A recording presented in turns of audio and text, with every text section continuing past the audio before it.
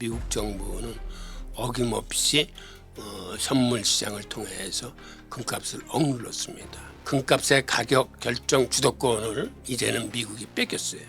어디한테 뺏겼냐? 한마디로 브릭스 국가들한테 뺏겼습니다.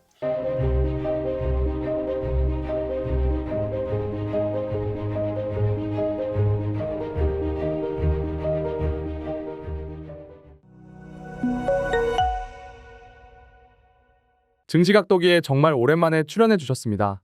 간단하게 자기소개 부탁드리겠습니다. 코트라를 정년퇴직한 이후에는 대학에서 이제 학생들을 가르쳤습니다. 65세 정년퇴직하고 지금은 자유롭게 글쓰기를 하고 유튜브 활동을 하고 있습니다. 지금의 금값은 누군가에 의해 눌려있는 조작된 가격이라고 하셨습니다. 그러면 이러한 억제력이 풀린다면 금값은 어디까지 가게 될까요? 과거에는 금값이 온수당 2,000달러에 도달하면 미국 정부는 어김없이 선물 시장을 통해서 금값을 억눌렀습니다. 그 이유는 금값의 상승은 달러의 불신을 의미한다고 봤어요.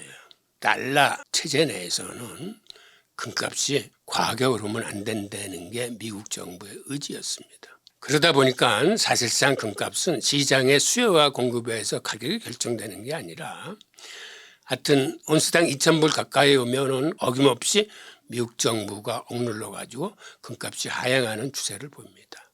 그런데 최근에 이게 깨졌습니다. 한마디로 금값의 가격 결정 주도권을 이제는 미국이 뺏겼어요. 어디한테 뺏겼냐? 한마디로 브릭스 국가들한테 뺏겼습니다. 브릭스가 지금 금 수입을 정말 맹렬히 하고 있습니다. 그 다음에 미국 국제시장의 가장 큰 손이었던 각국의 중앙은행들이 글로벌 금융 위기를 기점으로 이제는 외환보유고에 미국 국채 대신 금을 담고 있습니다. 이 두 개의 요인에 의한 즉 수요 급증으로 이제는 미국 정부가 함부로 금값을 억누르지 못합니다. 게다가 최근에 선물 시장의 특징 중에 하나가 마감일에 현물을 인도하는 요구가 증가하고 있습니다. 선물 시장은 기본적인 원칙이 투자자가 마감일에 현물을 요구하면 현물을 내줘야 됩니다. 근데 여태까지는 대부분 그 현물을 받지 않고 거의 99% 이상은 그냥 롤오버를 시켰어요. 그게 이제 선물 시장 투자의 전통적인 관행이었는데 최근 들어와서는 이제는 현물을 요구하는 투자자들이 많이 늘어났습니다. 그러다 보니까 이제 함부로 선물 시장의 가격을 옛날처럼 인위적으로 낮추면 오히려 현물 인도 요구가 많아지면서 주도 세력들이 타격을 입게 되는 거죠. 그러니까 한마디로 금은 이제 비로소 시장의 수요와 공급에 의해서 가격이 결정되는 정상화 단계를 받고 있습니다. 과거에는 인위적으로 억눌려왔던 시장인데 이제는 억눌림이 해지되면서 용술서처럼 튀어오르는 건 과거에 너무 많이 억눌려왔기 때문에 지금은 이제 반작용이 일어나는데 앞으로 시장의 수요와 공급에 의해서 가격은 계속 늘어날 겁니다. 제가 오늘 아침에 나오다 보니까 뉴스에 뭐가 나오냐 하면 러시아가 내년 1월 1일부터 금 수출을 원칙적으로 금지하겠다는 발표를 했더라고요. 그렇게 되면 어떤 현상이 벌어지냐 하면 지금 중국은 기본적으로 세계 최대의 금 생산국인데 금 수출을 원칙적으로 금지하고 있습니다. 그런데 이제 러시아까지 가세를 하면 러시아가 바로 세계 제2위의 금 생산국이에요. 그러면 이제 남는 거는 호주 하나뿐이 없어요. 3대 생산국 중에. 서구 진영의 금 유통량이 굉장히 줄어드는 걸 의미합니다. 아마 이게 가격 상승 통인으로서 크게 작용하게 될 겁니다. 그리고 지금 보시는 이 그래프가 글로벌 금융 위기 이후에 브릭스 4개국의 금 수입량입니다.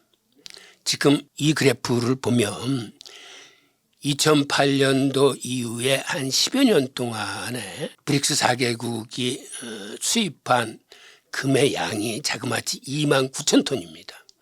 이 29,000톤 그러면 얼른 감이 잘 안 오실 텐데 이거를 조금 풀어서 설명드리면 세계의 금 생산량이 최근에 들어와서 기술의 발전으로 엄청나게 늘어났습니다. 그럼에도 불구하고 2020년 같은 경우 세계 금 총생산량은 3,100톤이에요. 그리고 최근에 이게 좀 더 늘어나서 최근에는 한 3,500톤 내외입니다. 즉 이거를 10년치 모아도 3만 2, 3천 톤 정도 남짓되는 건데 이 중에서 2만 9천 톤을 브릭스 4개국이 10여 년 사이에 수입을 한 겁니다.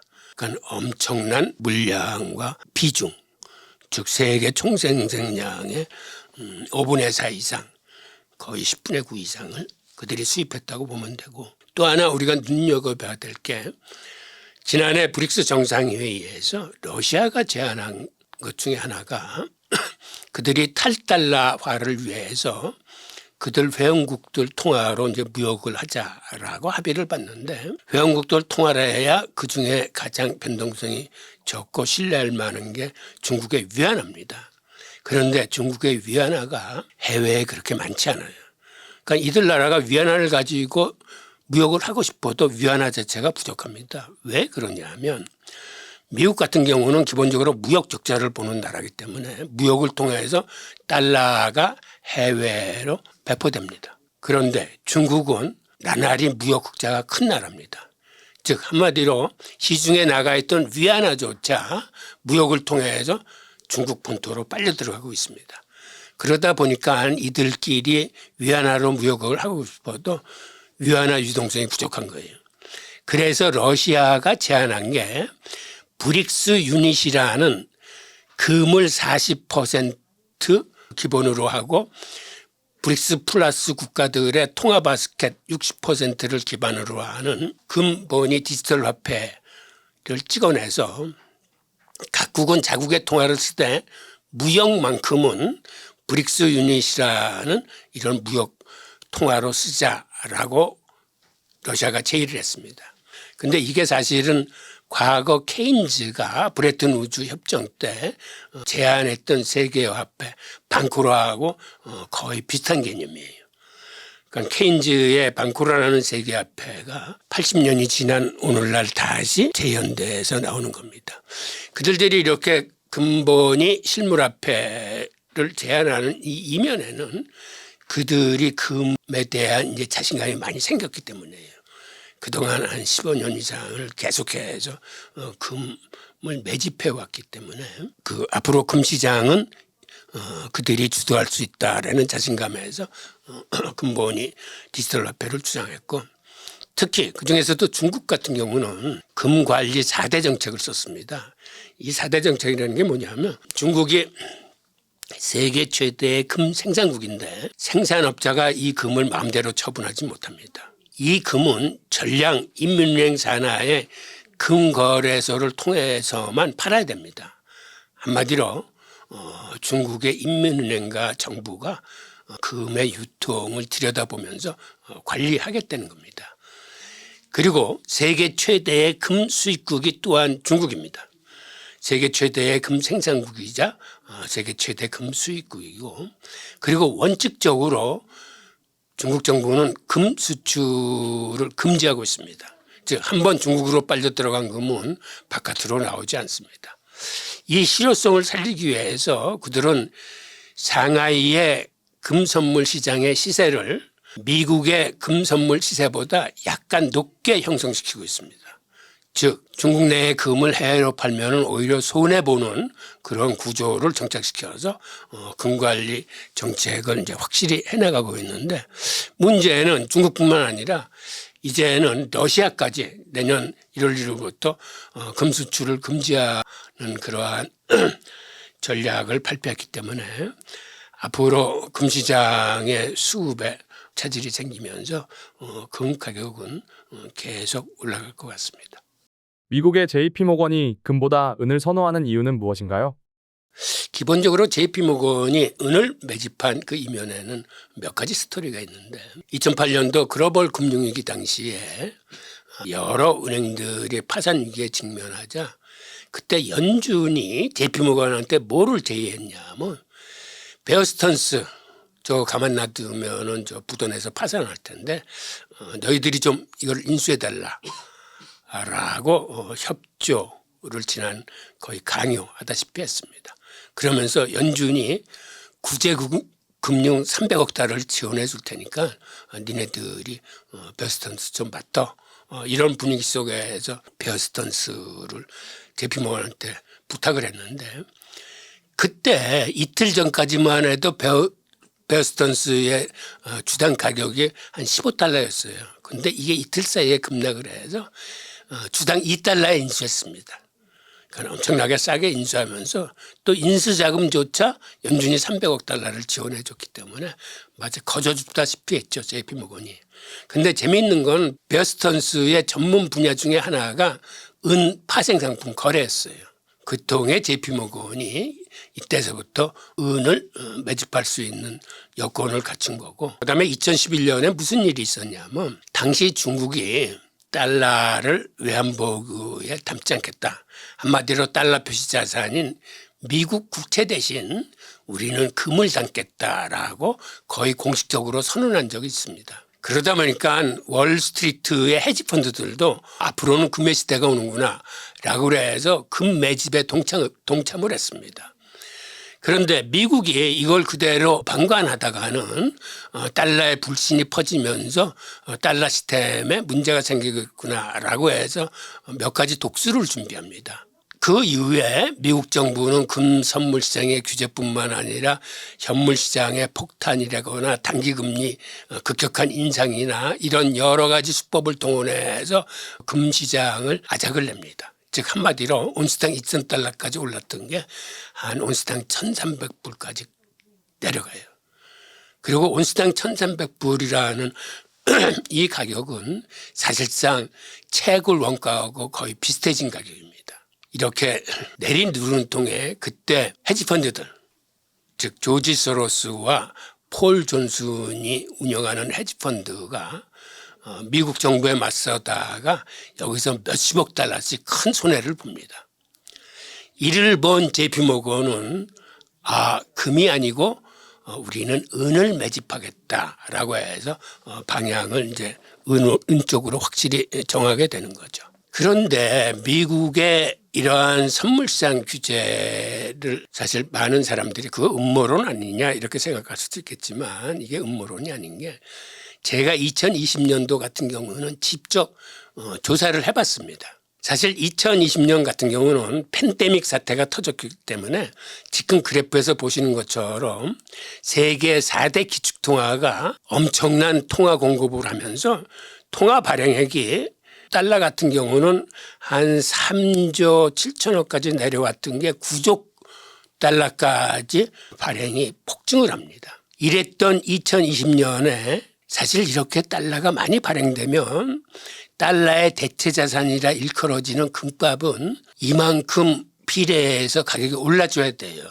즉 달러의 발행액이 지난 10여 년 사이에 거의 10배 이상 올랐는데, 그러니까 글로벌 금융위기 이전만 하더라도 달러의 발행액은 한 8천억 달러 남짓이었습니다. 그런데 팬데믹 이후에는 그게 9조 달러까지 폭증을 했기 때문에 10배 이상의 달러가 발행된 거예요. 그렇다면 금값도 거기에 비례해서 올라줘야 되는데 금값은 그렇게 오르지 못했습니다.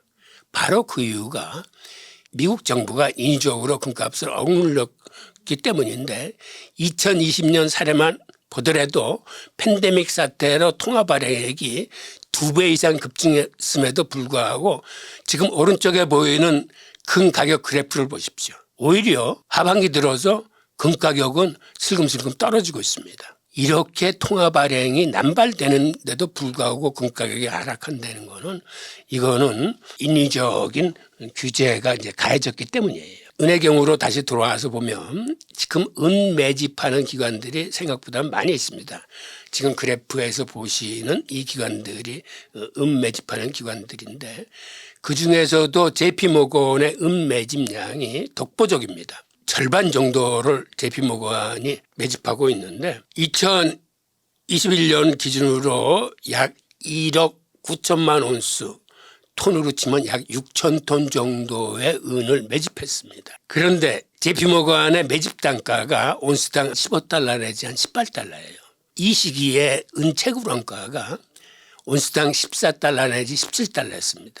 최저가에 JP모건이 이렇게 은을 매집한 겁니다. 그런데 JP모건은 어떻게 이렇게 싸게 은을 매집할 수 있었을까요? 그 내용을 들여다보면 우선 이렇게 은을 싸게 매집할 수 있었던 건 우선 미국 정부가 금 가격과 은 가격을 규제를 통해서 억눌러 놨던 그러한 수혜를 보기도 했지만 또 한편으로는 JP모건 스스로가 시세 조작을 통해서 시장에서 은 가격을 굉장히 짓눌렀습니다.